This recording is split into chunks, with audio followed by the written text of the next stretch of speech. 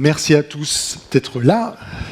Alicia Garcia Herrero, vous êtes chef économiste pour la région Asie-Pacifique de Natixis. Bonjour. Bonjour Agatha Kratz, vous êtes directeur associé du groupe Rhodium, qui est un groupe de consultants. Vous êtes spécialiste des relations entre la Chine et l'Europe et vous étudiez en particulier les investissements étrangers entre ce pays et notre continent. André Chiang, vous êtes président d'AEC, que vous définissez vous-même, je vous cite, comme une boutique d'expertise sur la Chine. Vous conseillez depuis Pékin les entreprises françaises et chinoises et vous êtes également l'auteur de plusieurs ouvrages consacrés à la Chine. Good morning, Julie Verneau. Welcome. Vous êtes correspondante du Wall Street Journal à Pékin, où vous suivez plus particulièrement les questions relatives à la consommation. Alors, comme je le disais en introduction, on avait prévu initialement de consacrer cette présentation, cette discussion au rôle du consommateur chinois en tant que pivot de l'économie mondiale. D'une certaine manière, ce qui se passe depuis quelques semaines rend cette question encore plus pertinente, étant entendu que l'on est au début d'une crise, qu'il n'est pas forcément très simple d'en évaluer les conséquences, parce qu'on ne sait pas de quelle manière précisément elle va évoluer dans les semaines et dans les mois qui viennent. Mais quand même, pour lancer cette table ronde, je voudrais faire un premier tour de table et demander à chacun d'entre vous quelle est votre première appréhension de ce qui se passe. Est-ce que c'est une crise, alors c'est évidemment une crise sanitaire, est-ce que c'est autre chose, est-ce que c'est une crise économique, quelle est son profondeur et dans quelle mesure est-elle susceptible de remettre en cause l'évolution de l'économie chinoise dans les prochaines semaines et dans les prochains mois, Alicia? Bon, en français ou en anglais? En français ou en anglais, up to you. J'essaye. Et alors, pour moi, ce qui se passe en Chine est une crise, bien sûr, économique, mais une crise de confiance dans le régime, ce qui est beaucoup plus dangereux.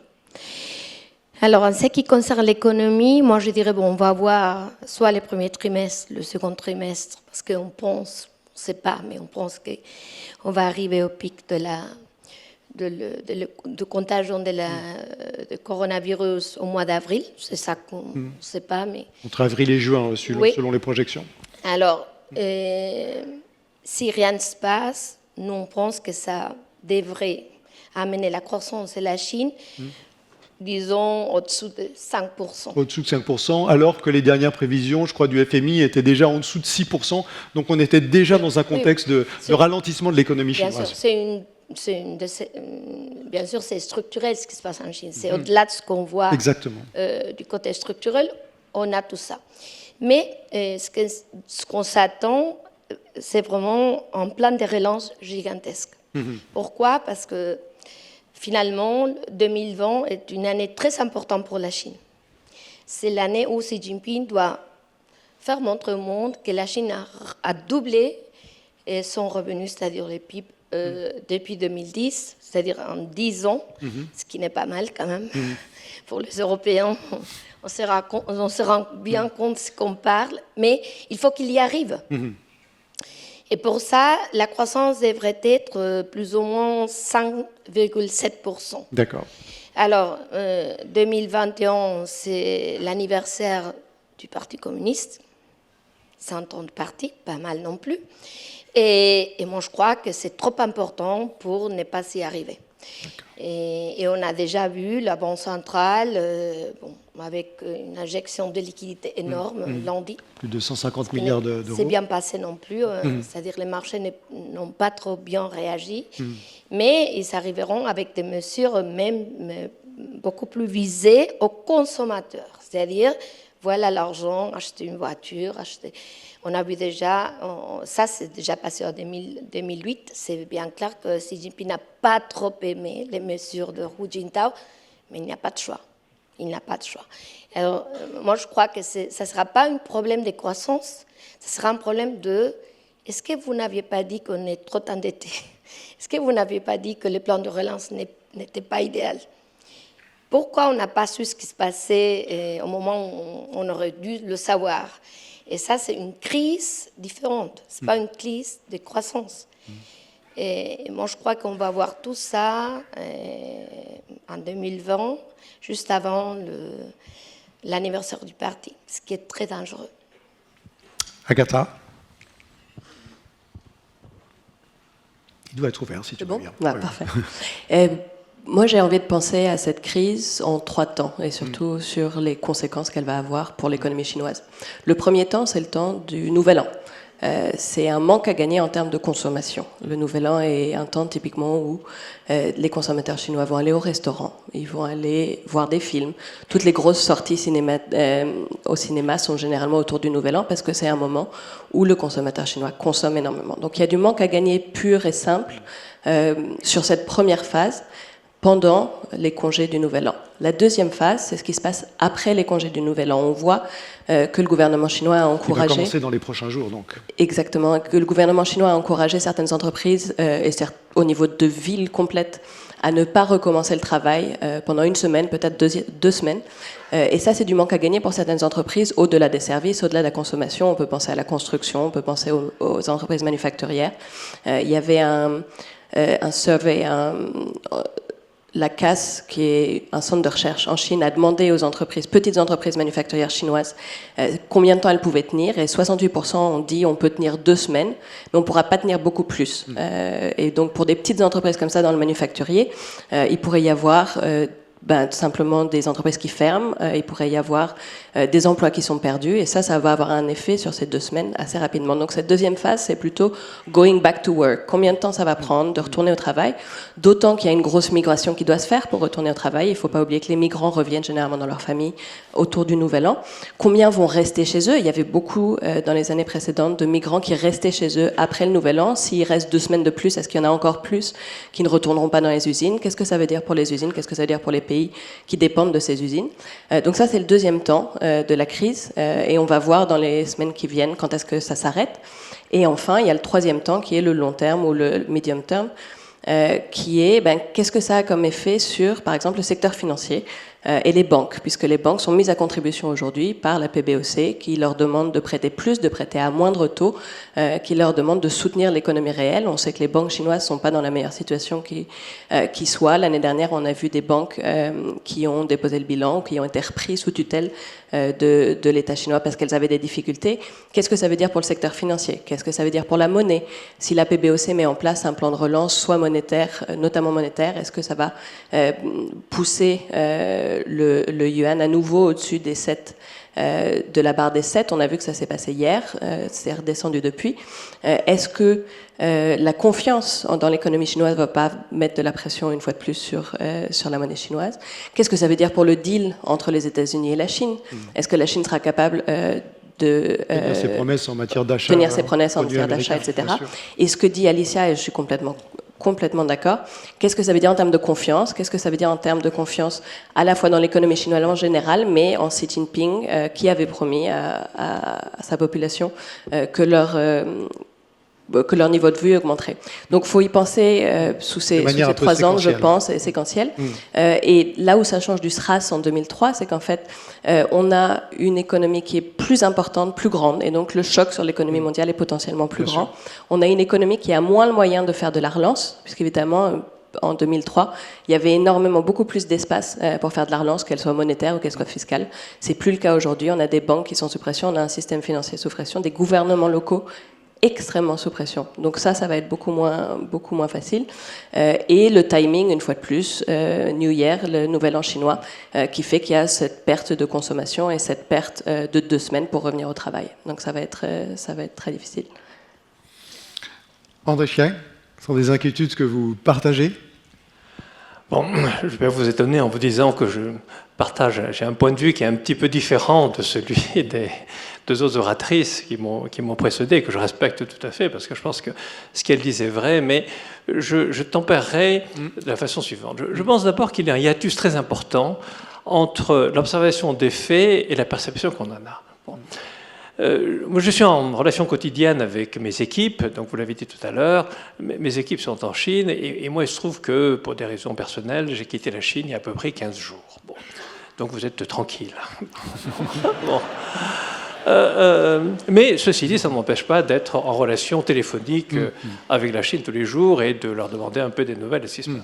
Alors, je m'aperçois que dans ce cas-là, il faut faire très attention aux statistiques. Vous savez, moi, j'étais étudiant en statistiques et je me rappelle ce que disait un de mes professeurs, il disait attention aux moyennes, Parce que moi, j'ai un ami qui s'est noyé dans une rivière qui faisait 20 cm de profondeur en moyenne. Il faut faire très attention aux moyennes. Et c'est un peu le phénomène que l'on voit. Par exemple, on voit qu'en termes de chiffres, on a actuellement, si on prend les chiffres officiels de la Chine, on a 20 000 cas en Chine. Je ne parle pas du reste du monde.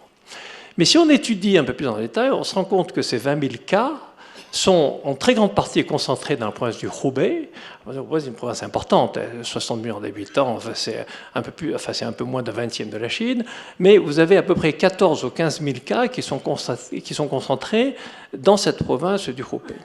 Et par ailleurs, quand j'interroge mes collaborateurs en Chine, ils me disent qu'à Pékin, moi j'ai beaucoup de collaborateurs à Pékin, ils me disent que les rues de Pékin sont complètement désertes, nous sommes confinés chez nous.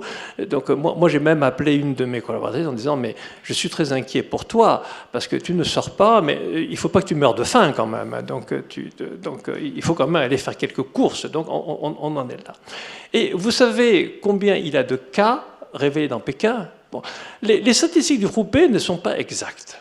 Pourquoi? Parce que le système hospitalier du Hubei est complètement submergé, complètement débordé, et on n'a pas des statistiques tout à fait réelles, fiables. Bon, ça, je suis d'accord.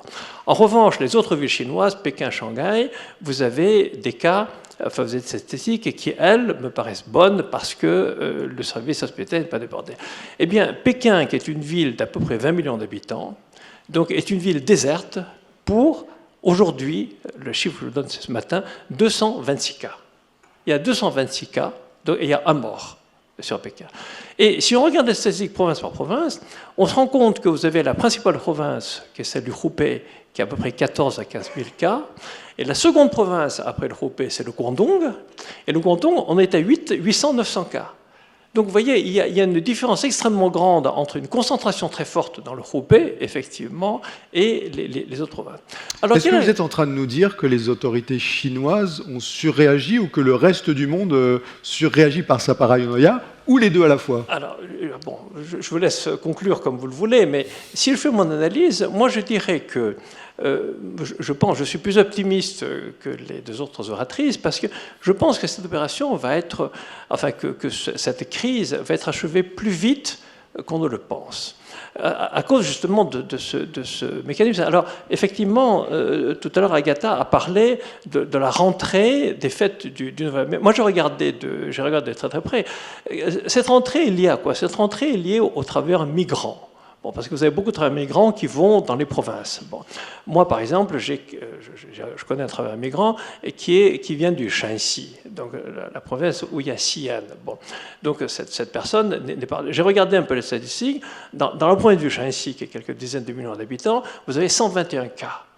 Donc la probabilité pour qu'il y ait une contagion croisée est quand même extrêmement faible, même après cette rentrée. Et alors, en termes de confiance, je pense que les conséquences vont être complètement différentes à ce moment-là. Si mes hypothèses sont exactes, ce qui n'est pas évidemment prouvé, mais si mes hypothèses sont exactes, c'est-à-dire si la crise s'arrête assez rapidement, alors à ce moment-là, on risque d'avoir au contraire une confiance accrue dans le gouvernement chinois. Parce que la Chine pourra à ce moment-là faire marcher sa propagande et dire, écoutez, vous voyez, on a réglé ce problème. Et déjà on voit un premier effet. On en parle peu dans les médias français, mais le fameux premier hôpital chinois qui a été construit en 15 jours est entré en activité hier. On a beaucoup parlé quand même, on l'a beaucoup vu. Bon. On en a vu. Mais ça, c'est quelque chose qui est absolument, effectivement unique et qui est effectivement un exploit. Donc, ça, c'est quelque chose sur lequel la Chine est encore peu prolixe, on en parle assez peu, mais vous pouvez être sûr que si le problème se règle assez rapidement, et moi je pense qu'il va se régler rapidement, parce qu'encore une fois, les mesures de confinement donc, ont été extrêmement sévères et sont aussi efficaces. Je donne un exemple. Pourquoi est-ce que la situation est aussi très différente de celle du SARS? Eh bien, je me suis rendu compte il y a quelques jours que vous avez une application qui existe en Chine. Bon. Supposons que vous ayez pris l'avion au cours du mois de janvier. Bon. Vous ne saviez pas. À l'époque, vous étiez dans un avion, vous alliez de Canton à Pékin, par exemple. Bon. Eh bien, à partir du moment où vous savez quel est votre numéro de vol, vous avez une application qui vous indique à ce moment-là, donc parmi les gens qui étaient avec vous dans l'avion, qui a attrapé le coronavirus et qui a développé cette maladie, même 15 jours ou 3 semaines après. Donc, si vous voulez, vous avez cette combinaison entre la haute technologie et un pouvoir autoritaire qui fait qu'à mon avis, donc, on a un maximum d'efficacité et que la solution de la crise va être, à mon sens, enfin, de ce que je prédis, plus rapide que ce qu'on pense généralement. Et je suis très sceptique sur la plupart des modèles que l'on voit, parce que la plupart des modèles indiquent que le pic va se passer dans 2 mois, dans 3 mois, etc. Pourquoi? Parce que ces modèles sont construits selon des règles anciennes et que là, la Chine est en train de prendre des mesures qui n'ont jamais été prises. Et par conséquent, le modèle ne marche pas. Moi, je sais très bien comment les modèles sont construits. Les modèles reflètent toujours le passé. Vous savez, c'est ce qu'on disait des généraux qui sont très bons pour gagner les guerres passées, mais qui sont incapables de prédire les guerres à venir. Merci André. Julie, what is your take? This works. Right now, I'm focused on a few things. A big one is obviously global tourism. I came out here originally, I was going to be writing a story about luxury buyers. As you know, the Chinese are huge luxury buyers, are very important to that market, very important in Europe.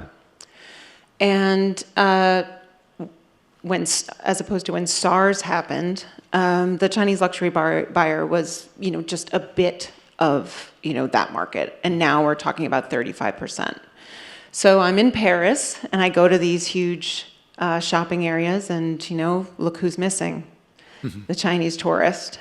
People are terrified right now. I live in Beijing, and I've never seen anything like this, obviously. Overnight, suddenly people were just not going out of their homes, afraid to go out in public without a mask. And so I think that a couple of things are happening here. One is we're quite interested in how this is going to affect the psychology of the Chinese. We have 60 million people in lockdown cities. I was saying before the panel, we're fortunate that this did not happen in the United States, because I will tell you that if you took a bunch of Americans and told them not to leave their homes, that would not happen. So, people are listening for the most part.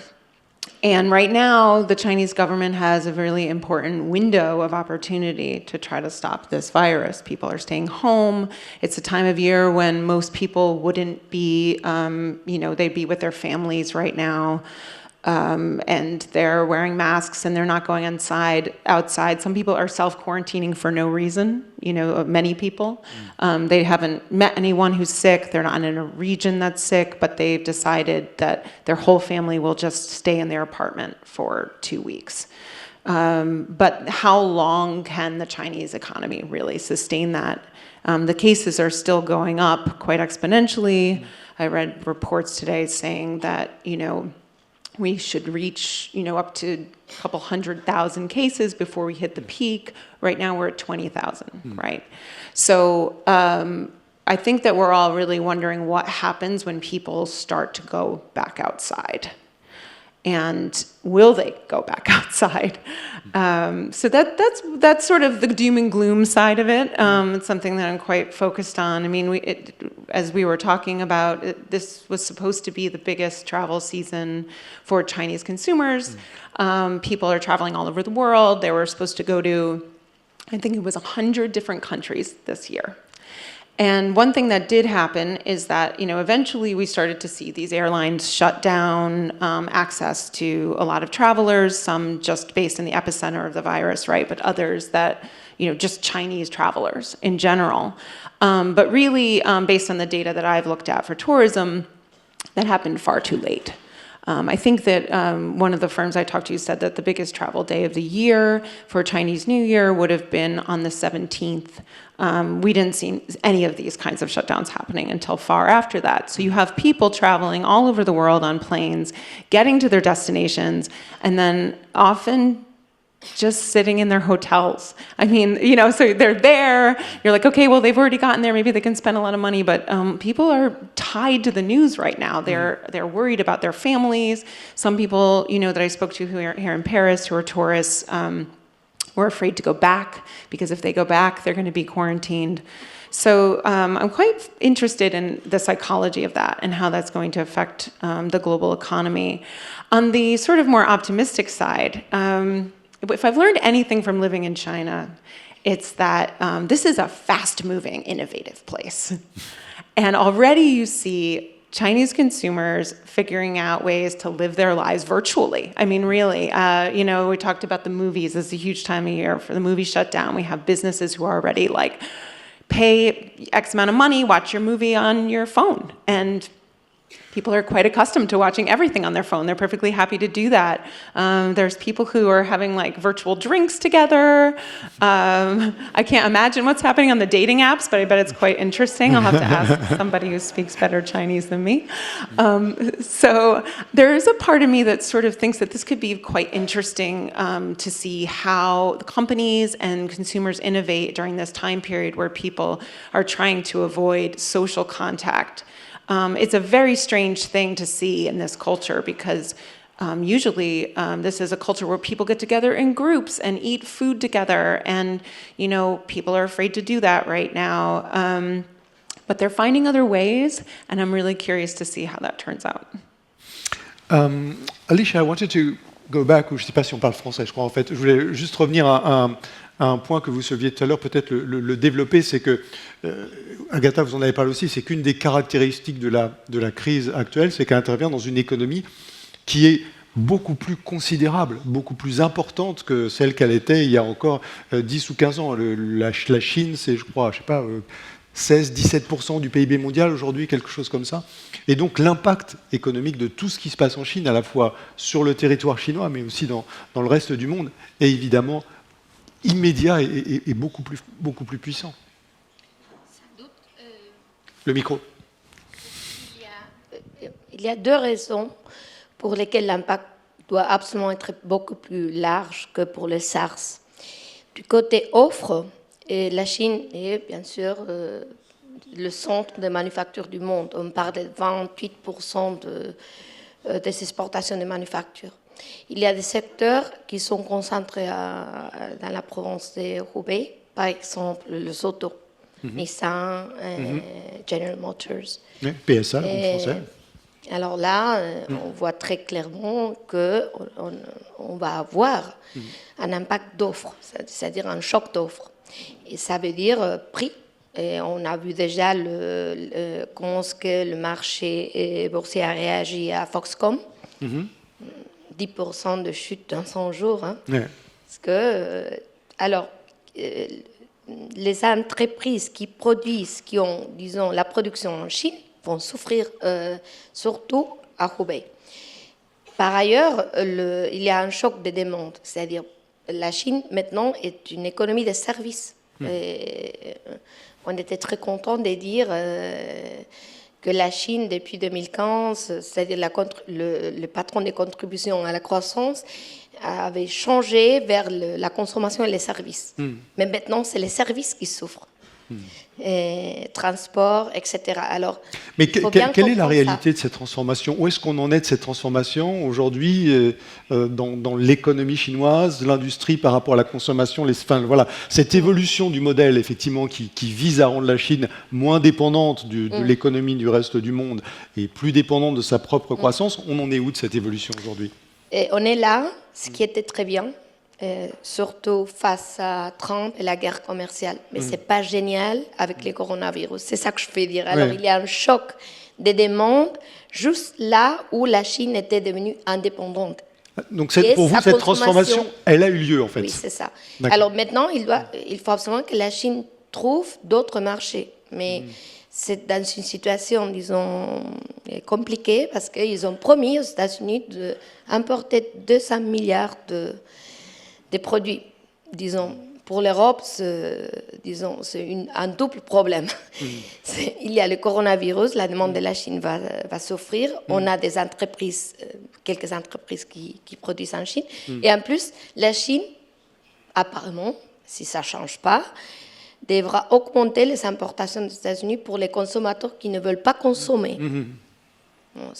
Alors, disons, peut-être je suis très pessimiste, mais je trouve que ce n'est pas idéal. Et c'est pour ça que je m'attends à un grand plan de relance. Et je suis complètement d'accord avec Agatha que pour obtenir, disons, un point de croissance moi je dirais on a besoin d'un point, plus ou moins, ouais. pour arriver à l'objectif désiré par le parti et le président Xi Jinping. Pour arriver là, on a besoin d'un point. Mais l'endettement dont la Chine a besoin pour créer un point de croissance est beaucoup plus élevé aujourd'hui qu'il était. Alors, ils doivent vraiment pousser.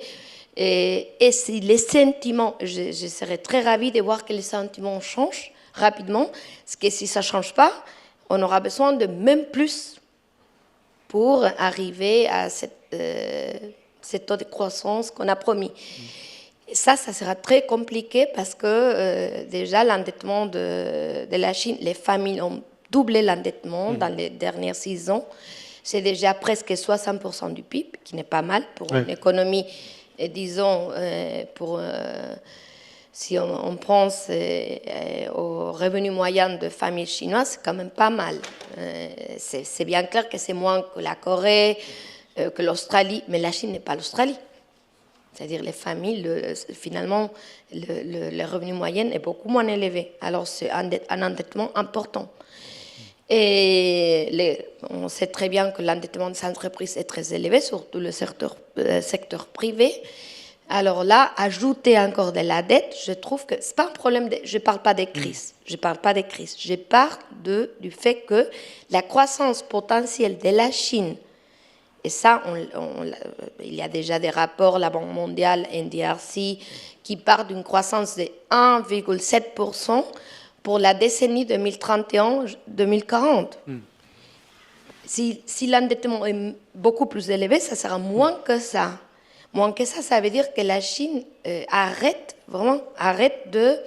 la convergence avec les États-Unis. Ça, pour vous, Agatha, c'est aussi un sujet de préoccupation, le fait que l'endettement, alors on a vu dans un premier temps, effectivement, vous l'avez décrit, Alicia, les entreprises se sont endettées, puis les ménages se sont endettés à leur tour. Est-ce qu'aujourd'hui, d'un point de vue global, macroéconomique, ça atteint des proportions telles que c'est effectivement de nature à compromettre la capacité des autorités chinoises à mettre en place ce plan de relance massif dont elles ont besoin aujourd'hui ? Oui, il y a évidemment 2 composantes, celle dont parlait Alicia, sur l'endettement des entreprises et l'endettement des gouvernements locaux, qui est vraiment le gros problème qu'a la Chine aujourd'hui, parce qu'en fait, s'il faut faire un plan de relance, il va falloir se reposer sur ces 2 éléments de l'économie, et ces 2 éléments de l'économie sur lesquels on peut de moins en moins se reposer. Je vais donner 2 chiffres ici. Le premier, c'est que si on prend tous les assets du système bancaire chinois aujourd'hui, c'est à peu près 50% du GDP mondial, du PIB mondial. Donc c'est énorme, et ça a grossi sur les 10 dernières années de façon exponentielle. Ce qui fait qu'aujourd'hui, pour pousser d'autant plus le système bancaire dans un contexte où les marchés financiers ne marchent pas aussi bien qu'ils marchent dans d'autres économies, on peut penser aux États-Unis évidemment, au UK, mais même en Europe continentale, et en fait c'est les banques qui financent l'économie, et les banques, elles sont saturées aujourd'hui, elles ont des assets qui sont bien trop élevés pour qu'on puisse compter sur elles dans le futur. Le deuxième point que je voudrais mentionner, c'est qu'aujourd'hui ce que doivent dépenser les gouvernements locaux, et ça c'est une moyenne, c'est pas un gouvernement local, mais en moyenne, est à peu près de 120% de ce qu'ils retirent et de ce qu'ils récupèrent par les taxes, par les transferts du gouvernement. Et donc en fait on est sur des gouvernements locaux qui sont chargés de dépenser énormément, mais qui en fait sont obligés de s'endetter, et sont obligés de s'endetter de plus en plus pour faire face à leurs obligations. Et donc, de ces 2 points de vue, si vous voulez, on est face à un mur. Et donc, pour relancer l'économie, qu'on se repose sur les banques qui n'ont plus de place, ou qu'on se repose sur les gouvernements locaux qui n'ont plus de place non plus pour continuer la croissance, c'est très difficile. Alors, pendant des années et des années, pendant presque 10 ans, on disait, la solution, c'est le consommateur chinois. Reposons-nous sur le consommateur chinois. Il va être le relais de croissance.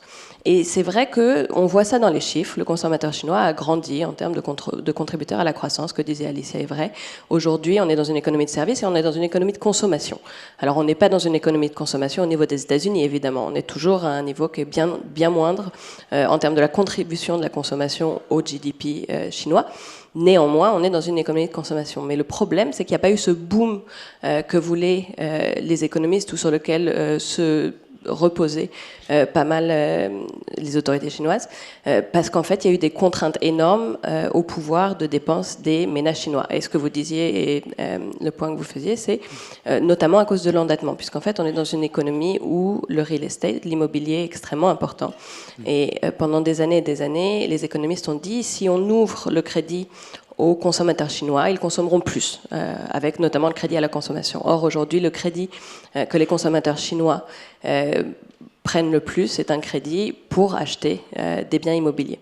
Et dans ce contexte-là, et dans un contexte d'augmentation des prix, non seulement les prix de l'immobilier augmentent, donc il y a plus de spéculation, il y a plus de ménages qui veulent mettre leur argent et prendre des prêts pour mettre leur argent dans de l'immobilier, mais en plus, ça coûte de plus en plus cher à un ménage par rapport à son revenu chaque mois ou chaque année de mettre son argent dans l'immobilier. Et donc finalement, aujourd'hui, on est à un niveau où mes collègues ont fait le calcul il y a quelques mois, où le poids des mortgages, des prêts immobiliers, est à peu près de 80 à 90% des revenus des ménages chinois. Une fois de plus, c'est la moyenne, et je suis d'accord que la moyenne n'est pas toujours la bonne.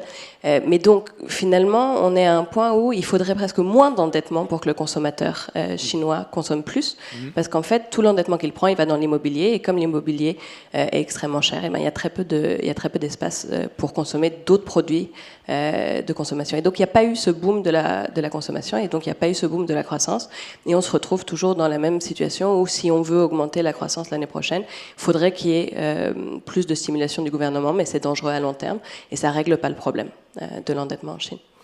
André Chieng, est-ce que vous partagez ce double constat ou diagnostic, d'abord selon lequel il va être nécessaire pour remettre après ce choc l'économie chinoise sur les rails, de mettre en place un plan de relance massif, et d'autre part que ce problème à la fois macroéconomique et propre aux consommateurs chinois d'endettement limite la possibilité de le faire? Alors, sur le premier point, je suis effectivement absolument d'accord. C'est-à-dire que le problème de l'endettement est un problème qui est devenu majeur sur la Chine. Je me permets de faire un petit rappel parce que, pour savoir quelle est l'origine de cet endettement, il faut bien se rendre compte que l'origine de cet endettement remonte à la crise de 2008, à la crise du subprime. C'était parce qu'à la suite des crises du subprime, à l'époque, la Chine était extrêmement inquiète. Il y avait certaines études qui disaient que d'un seul coup, on allait avoir 40 millions de chômeurs à cause de la crise subprime, que la Chine a lancé, vous vous rappelez, le plus grand plan de relance qui ait jamais été fait, donc un plan de 4 000 milliards de yuan. Et ce plan, en fait, a été financé essentiellement par l'endettement, et notamment l'endettement des collectivités locales, des provinces. Donc, de ce point de vue-là, je suis absolument d'accord au niveau de l'analyse.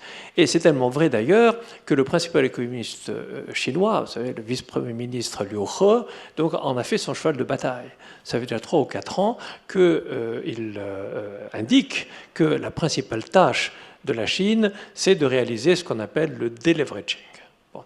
Et malheureusement, ce deleveraging a commencé il y a déjà de cela 3 ans à peu près, et il a rencontré un certain nombre d'obstacles, la guerre commerciale sino-américaine, et puis maintenant donc le coronavirus. Alors, encore une fois, moi ce que j'en tire comme première constatation, c'est que tout va dépendre de l'impact et de la durée que va avoir ce coronavirus.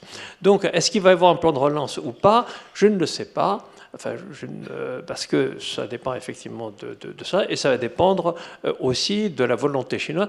Il faut remarquer une chose, c'est que le plan de relance, ce n'est pas la première fois qu'on en parle. Déjà, toute l'année dernière, on attendait un plan de relance de la Chine. Parce que l'économie est déjà en phase de ralentissement. En phase de ralentissement, et on attribuait ce ralentissement à la guerre commerciale sino-américaine.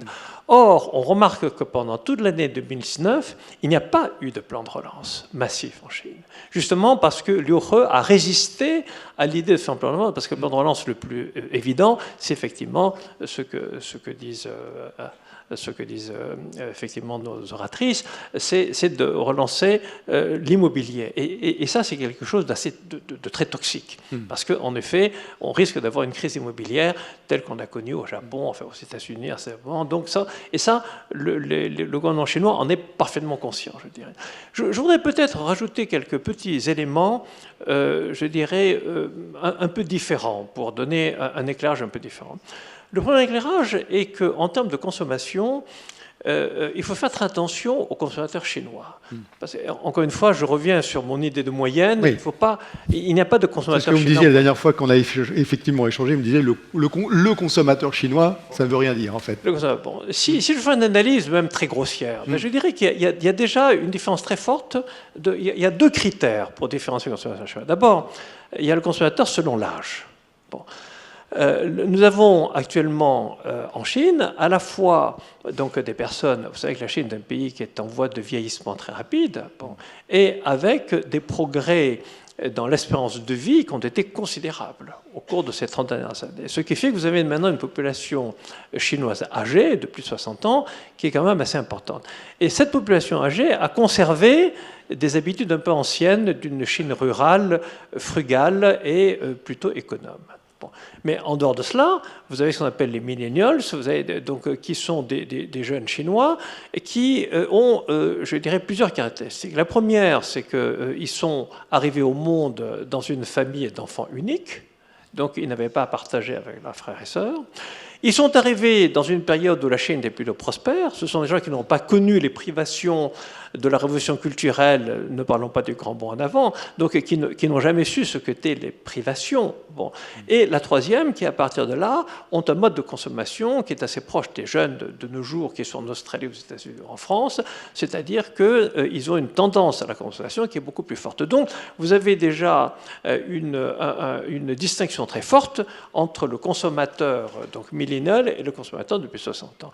Deuxième distinction extrêmement forte, c'est entre le consommateur des villes les plus avancées, Shanghai, Pékin, Shenzhen, Guangzhou, et le consommateur des villes qu'on dit, enfin techniquement on appelle des villes de tiers 3, 4 ou 5.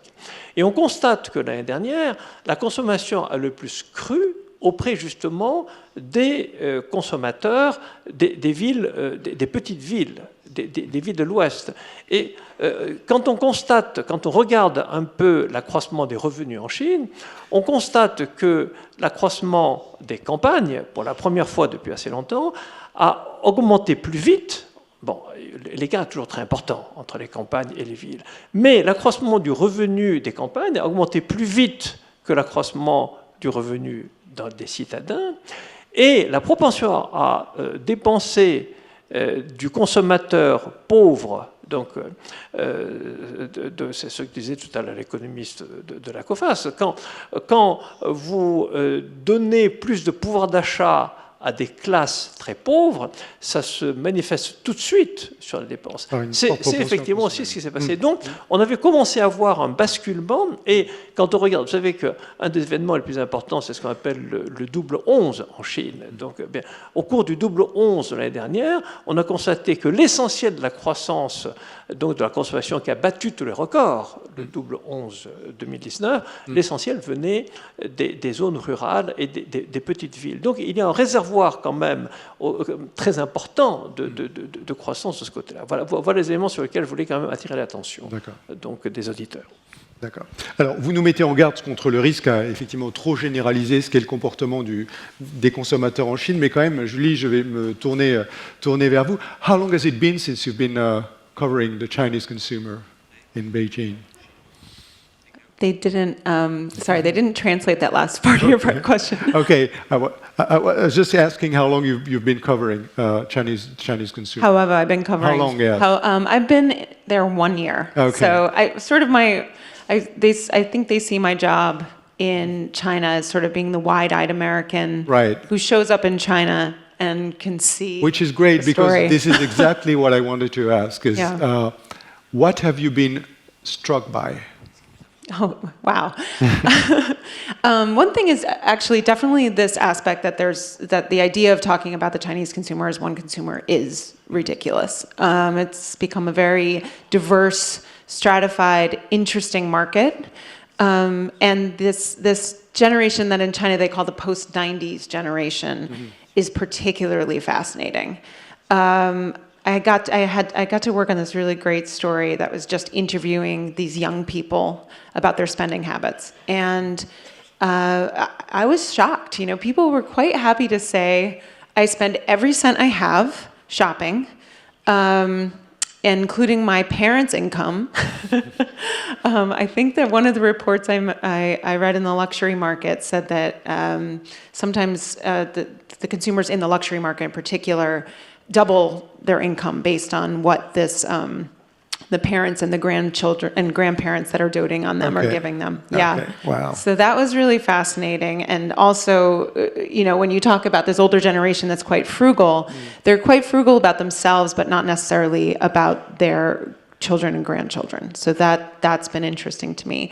What also struck me is just that that generation in particular has become quite agnostic about brands. They're not buying things the way their parents might have bought things to sort of show off money, or this idea of the aspirational consumer that I was told I would see.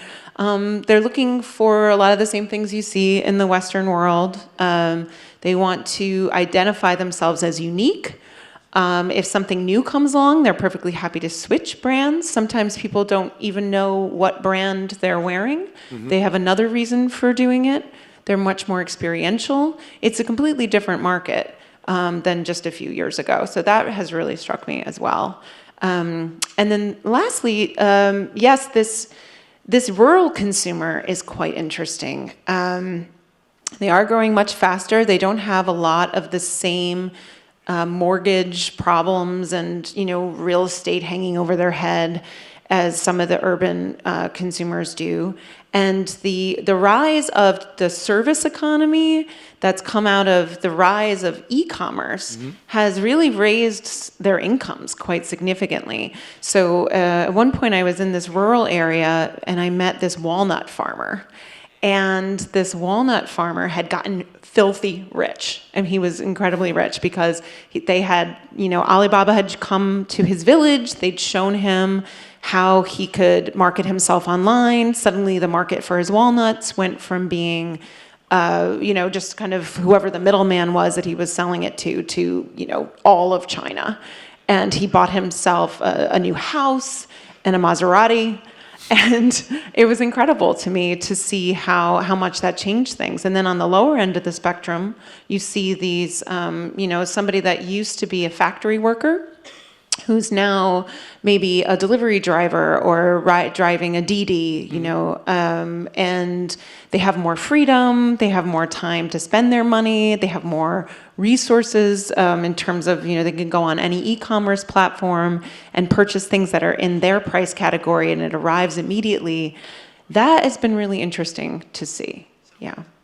Ok. On n'est pas très loin de la fin de la table ronde. Je voulais aborder un autre aspect avec vous et vous interroger, Angé Chiang, sur ce qui peuvent être peut-être les conséquences politiques ou diplomatiques de ce qui est en train de se passer maintenant. Parce qu'on voit et on comprend pourquoi que la Chine est évidemment très attentive à la manière dont le reste du monde réagit à la crise, la soutient, la critique parfois. Et je crois qu'il y a eu des mots un peu malheureux du secrétaire d'État américain, notamment, sauf erreur de ma part. Et alors, est-ce que tout ça, c'est l'écume des choses ou est-ce que c'est susceptible de laisser des traces dans les rapports que la Chine entretient avec certains pays européens ou les États-Unis ? Alors, je pense effectivement que cette question est tout à fait cruciale, mais enfin, ça demanderait un développement beaucoup plus long. Mais si j'essaie de le faire vraiment, en quelques secondes, de quelques minutes, je dirais que je pense en effet que de ce point de vue-là, l'année 2019 a été une année tout à fait pivot. Parce que les Chinois se sont rendus compte, avec un peu d'horreur, qu'ils n'étaient plus populaires dans le monde. Donc la vision que le reste du monde a de la Chine s'est beaucoup détériorée. À commencer évidemment par les États-Unis, où là la situation est devenue un peu extrême, parce que beaucoup d'étudiants chinois, par exemple, qui rêvaient d'aller étudier aux États-Unis, se sont rendus compte avec horreur qu'ils n'étaient plus bienvenus. Et maintenant, c'est très difficile pour un étudiant chinois d'aller faire des études dans les grandes universités américaines. Alors, je pense que les conséquences vont être absolument considérables. Bon. Une première conséquence, c'est que, moi je constate, beaucoup plus d'étudiants chinois qui sont intéressés à venir en France. Donc, parce qu'il se trouve plus bienvenu, en tout cas en France, qu'ailleurs. Bon. D'autre part, la Chine, l'industrie chinoise commence en ce moment, parce que l'industrie chinoise, notamment privée, réagit extrêmement vite. Et elle se rend compte que le marché américain n'est plus l'Eldorado auquel elle croyait. Et par conséquent, elle commence à regarder beaucoup plus les autres marchés. Quels sont les autres marchés? Vous avez l'Asie du Sud-Est, vous avez l'Europe, bien entendu, vous avez l'Amérique latine et vous avez l'Afrique. Donc, bon. Et là, ça oblige la Chine à s'intéresser à de nouveaux marchés qui vont devenir les marchés de l'avenir. Et il faut avoir en tête le fait que l'Afrique va doubler sa population dans 30 ans. En 2050, il y aura 2 milliards de personnes en Afrique.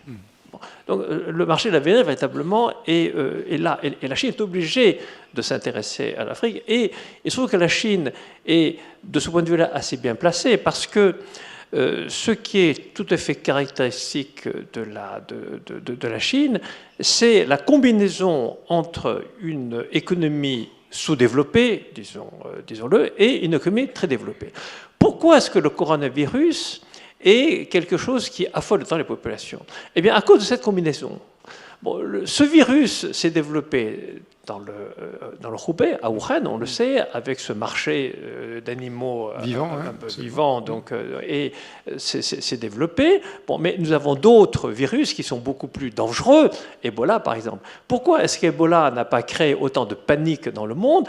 Eh bien, c'est parce que vous n'avez pas cette combinaison qui est typiquement chinoise, où vous avez à la fois un virus qui est né dans le Hubei, mais avec des modes de transport qui sont ultra développés.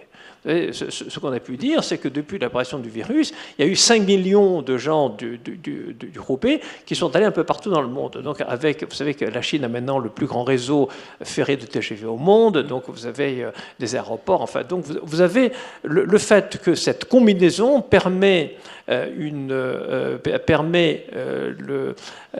l'universalisation de ce virus beaucoup plus que dans d'autres pays. Mais cette caractéristique est une caractéristique qui va être une caractéristique mondiale.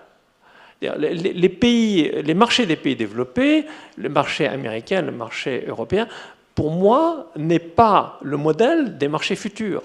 Les marchés qui vont se développer en Asie du Sud-Est, en Asie du Sud, les marchés en Afrique, ce sont des marchés de type chinois, c'est-à-dire avec une coexistence entre des marchés extrêmement sous-développés, disons, ou en voie de développement, et des marchés très développés, et l'utilisation des nouvelles technologies pour cela. Donc Julie, tout à l'heure, a mis l'accent sur le e-commerce. Le e-commerce se développe de façon phénoménale. C'est-à-dire que la raison pour laquelle, justement, les régions défavorisées de l'ouest de la Chine peuvent accéder à la consommation, c'est grâce au développement de l'e-commerce. Vous rappelez, Andy Warhol disait que chacun aura, dans le monde actuel, son quart d'heure de célébrité. Eh bien, moi, je reprendrai un peu cette formule en disant que chacun dans le monde va avoir sa portion de luxe. C'est-à-dire que même si vous êtes quelqu'un de très pauvre, vous allez avoir, vous voulez demander, vous allez exiger une portion de luxe. Vous allez avoir un quart d'heure, vous allez pouvoir profiter de luxe. Et là, c'est possible grâce aux nouvelles technologies, grâce au développement du e-commerce. Et je m'arrêterai en disant que finalement, enfin je disais tout à l'heure en plus je lis que je pense que dans quelques années, les Chinois vont ériger une statue à Donald Trump. Parce que Donald Trump est la personne qui aura le plus aidé la Chine à se développer. Pourquoi? Bon, je ne vais pas développer ça, mais je donne une raison simplement. Comme vous le savez, Donald Trump a utilisé les droits de douane donc pour lutter contre la Chine. Mais finalement, ces droits de douane sont à quel niveau? En moyenne, enfin, bon, je peux me tromper parce que je n'ai pas fait d'études de très approfondies là-dessus, mais je pense que les droits de douane sont autour de 15%. Bon. Ils ne sont pas à 40%. S'ils étaient à 40%, il aurait tué l'exploitation chinoise vers les États-Unis. Il aurait fait beaucoup de mal à l'industrie américaine aussi. Je pense que c'est pour ça qu'il ne l'a pas fait. Mais en ayant des droits de douane qui, en moyenne, bon, encore une fois, j'utilise une moyenne de 15%, eh bien, ces 15% sont quelque chose qui est surmontable. C'est-à-dire qu'il va stimuler l'économie chinoise. Bon, évidemment, les industries les plus faibles vont disparaître, mais ça, on est en processus darwinien. En revanche, les industries les plus fortes vont être obligées d'accroître leur productivité et à la sortie de cela, il est tout à fait possible que l'industrie chinoise soit beaucoup plus productive qu'elle l'était précédemment. Et ça, ce sera grâce à Donald Trump.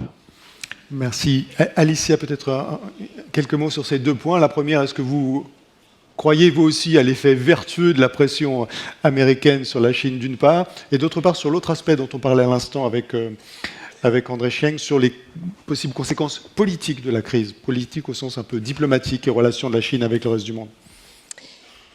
Bon, c'est certainement le cas qu'on pourrait voir une Chine beaucoup plus productive si la menace Trump était utilisée d'une façon pareille, c'est-à-dire pour, par exemple, réduire la taille de l'État en Chine.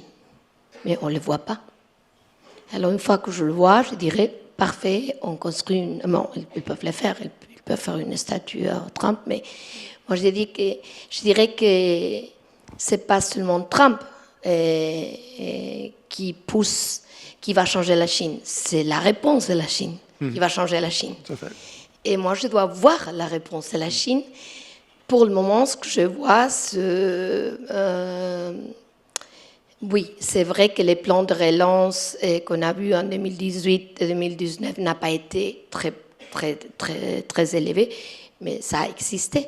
La Banque centrale a vraiment injecté de la liquidité. Les gouvernements locaux sont plus endettés que jamais, c'est-à-dire c'est pas qu'ils n'ont rien fait. Parce que s'ils n'avaient rien fait, la croissance de la Chine n'aurait pas été 6,1%. On le sait très bien.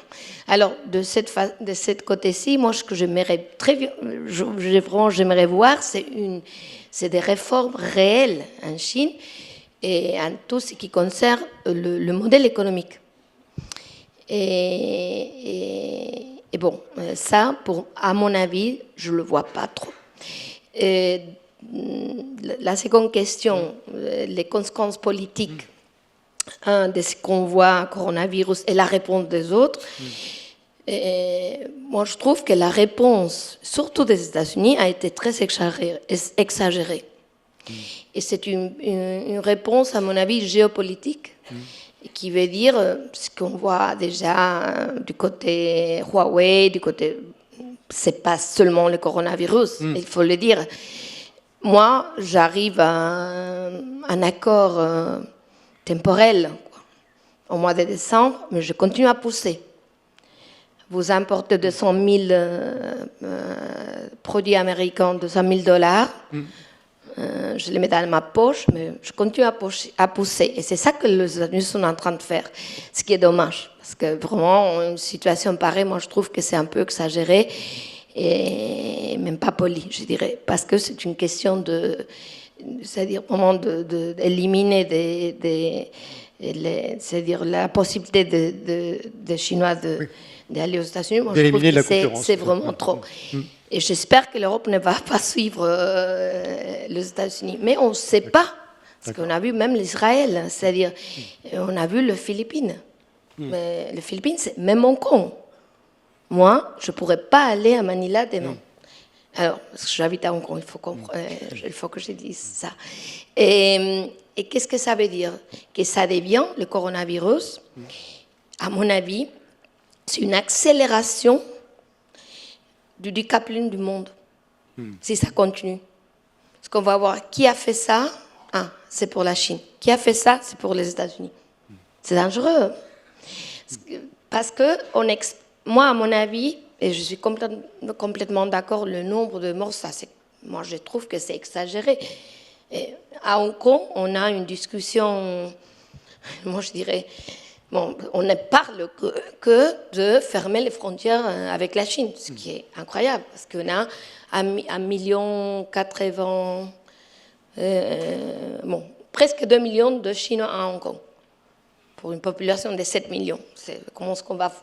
Alors, pourquoi on parle de ça? Parce que c'est vraiment au centre de la discussion géopolitique du monde, et des géants, et on est pour qui? D'accord. Et ça, je crois que le coronavirus va accélérer cette discussion. Merci. C'est très dangereux. Merci, on arrive presque au bout. Peut-être un mot de conclusion, Agatha, c'est à vous qui va revenir finalement. Est-ce que dans tout ça, est-ce que dans ces tensions, est-ce que dans ces difficultés, ces tensions avec les États-Unis, vous qui avez beaucoup travaillé sur les les investissements et les relations économiques avec l'Europe. Est-ce qu'il y a, pour l'Europe, une forme d'occasion à saisir? Écoutez, sur les investissements, c'est un peu différent que sur le commerce, évidemment.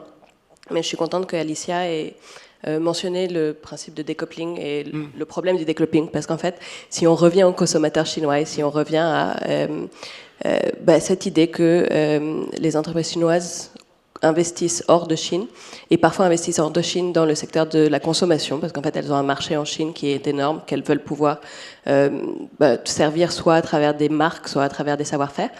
Nous, ce qu'on voit, et c'est très intéressant, c'est qu'en fait, sur les dernières années, il y a eu une chute très importante des investissements chinois hors de Chine. Il y a deux raisons pour ça. La première, c'est une raison bête et méchante de contrôle des capitaux en Chine, c'est-à-dire qu'en 2016, il y a eu une explosion des investissements chinois hors de Chine qui a fait peur au gouvernement chinois.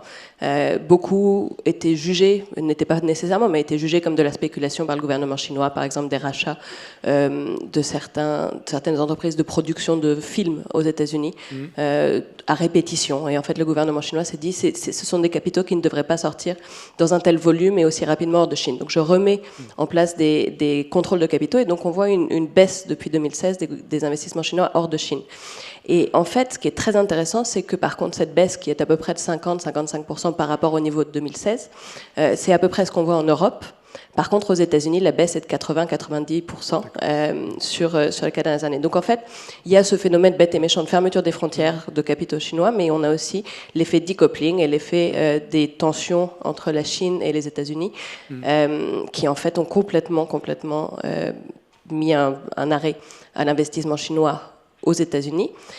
Au sein de ça, finalement, le secteur de la consommation est celui qui se tient le mieux, puisqu'en fait, la consommation, au lieu d'être à peu près à 10% des investissements chinois hors de Chine sur les 20 dernières années, on se retrouve en 2019 à des investissements chinois dans le secteur de la consommation à 45% des volumes à la fois en Europe et aux États-Unis. Et donc finalement aux États-Unis, dans un contexte où dans les secteurs technologiques, dans les secteurs sensibles du transport ou de l'infrastructure, les investissements chinois sont complètement en berne. Dans la consommation, ça se maintient avec des rachats de marques, avec des rachats de savoir-faire. En Europe, avec des gros rachats dans le secteur du sport, par exemple. Et donc, il y a quand même il y a quand même toujours un intérêt chinois pour les assets, évidemment, européens et américains dans ce secteur-là. Merci Agassa, merci à tous. On a en quelque sorte bouclé la boucle, le consommateur chinois qui jouera donc bien un rôle pivot dans les années et dans les mois qui viennent. Merci beaucoup Alicia Garcia et Hero, merci Agatha Kratz, merci André Chien, merci Julie Vernon, merci à tous, merci à vous.